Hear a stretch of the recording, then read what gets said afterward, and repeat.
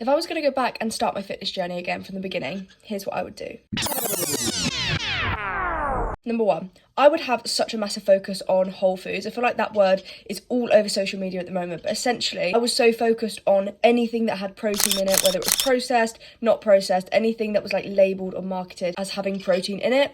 I was on it, right? I was going to eat it. So I would just go back to basics, strip it back, eat single ingredient foods, way more veg, just really strip it back to basics and focus on the whole foods. I would personally live an 80 to 20% lifestyle where I was eating 80% whole foods and good nutritious foods for my body and 20% processed or going out for dinner, etc. Number two is not following someone else's timeline or aesthetic. We know by now that genetics can have a massive, massive part to play in what your body can look like if you're trying to achieve a certain physique. So I wish I would have just focused more on my body, my genetics and my physique rather than trying to chase someone else's standard. I think it's fair to say that a lot of us get into the gym because we want to look a certain way or because we want to change our body, but that can't be based on what somebody else looks like. Obviously you can use somebody else's inspiration and, you know, follow workouts and stuff, but you will always look individual and that's good. That's a good thing. So you want to embrace that and really enjoy the process of watching your own body change and seeing what your own body can do. Number three for me would be not to put so much pressure on myself to be perfect, quote unquote. So we know that it's all about consistency, and I now know that I've seen way more results from my physique